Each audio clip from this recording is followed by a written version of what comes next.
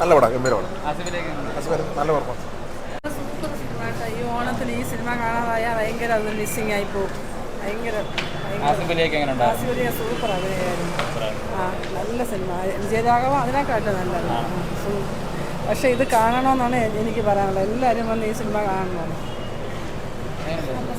നല്ല സിനിമ. വിജയരാഘവൻ നന്നായിരുന്നു. ആസിഫ് അലി നല്ലത്. ക്യാപ്റ്റൻ രവി എല്ലാം നല്ലത്. നല്ല സിനിമ, നല്ല ഇഷ്ടം. സൂപ്പർ മൂവിയാണ്, നല്ല മൂവിയാണ്. നല്ല അഭിനയം തന്നെയായിരുന്നു. പിന്നെ അൽഷിമേഴ്സിൻ്റെ തന്നെ പല ഘട്ടങ്ങളിലൂടെ ഒരാളുടെ യാത്രയെക്കുറിച്ചിട്ടുള്ളതാണ്. പക്ഷെ നന്നായിട്ട് ചെയ്തിട്ടുള്ളത്. നല്ല ത്രില്ലറാണ്. സൂപ്പറായിട്ട് ചെയ്തിട്ടുണ്ട്. സൂപ്പർ. ഈ വർഷത്തെ ഇതുവരെ കണ്ടതിലെ ഏറ്റവും മികച്ച സിനിമ ആയിരിക്കും. ആസിഫലിന്റെ പെർഫോമൻസ് തന്നെ ടോപ്പായിരുന്നു. അല്ലല്ല, നല്ല എൻഗേജിങ് ത്രില്ലറാണ് കംപ്ലീറ്റ്. ലാസ്റ്റ് നമുക്ക് കണ്ടു കഴിയുമ്പോഴത്തേനും ഒരു ഇമോഷണൽ ട്രോമ വരും. അങ്ങനത്തെ ഒരു അടിപൊളി ത്രില്ലറാണ്. നല്ല പടമാണ്, കുഴപ്പമില്ല. ആസിഫ് അലി നല്ല അഭിനയമാണ്.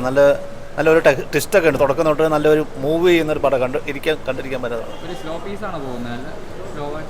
സ്ലോ ആണ്, പക്ഷെ എന്നാലും ഇന്റർവ്യൂ കുഴപ്പമില്ല. കാരണം നമുക്ക് കണ്ടുകൊണ്ടിരിക്കാൻ പറ്റും. നല്ല മൂവിയായിരുന്നു, അടിപൊളി. എല്ലാവരും പെർഫോമൻസ് തന്നെയാണ് സൂപ്പറായിട്ടുള്ളത്. ആണ്, നല്ല ഇൻട്രസ്റ്റിംഗ് ആണ്, കണ്ടിരിക്കാൻ പറ്റും. നല്ലത്. നല്ല ഫിലിം. നന്നായിട്ടുണ്ട്. പടം ഒരു പ്രത്യേക തിയേറ്റർ എക്സ്പീരിയൻസ് ആയിരുന്നു. കാരണം വളരെ റിയലിസ്റ്റിക് ആയിട്ടാണ് ഈ സിനിമ എടുത്തിട്ടുള്ളത്. ഈ ഡയറക്ടറുടെ രണ്ടാമത്തെ ഫിലിമാണ്. അക്ഷയം സിനിമ രണ്ടാമത്തെ പടമാണ്. വളരെ നന്നായിട്ട് രസകരമായിട്ട് തോന്നി. കാരണം ഈ സിനിമ ഒരു യഥാർത്ഥ ജീവിതത്തിൻ്റെ ഒരു തലത്തിൽ വളരെ കൺവിൻസിങ് ആയിട്ടാണ് ഈ സിനിമ പോയിട്ടുള്ളത്. ഇതിൽ പറയുന്ന പോലെ ടൈൽ ഓഫ് 3 വൈസ് മങ്കീസ് എന്ന് പറയുന്ന പോലെ ഇത് ശരിക്കും ഷോസിലർ വിജയരാഘവനാണ്. അദ്ദേഹമാണ് ഈ സിനിമ നല്ല രീതിയിൽ മുമ്പോട്ട് കൊണ്ടുപോകുന്നത്. ഇത് വളരെ സ്ലോ പേസിൽ പോകുന്ന ഒരു ഫിലിമാണ്.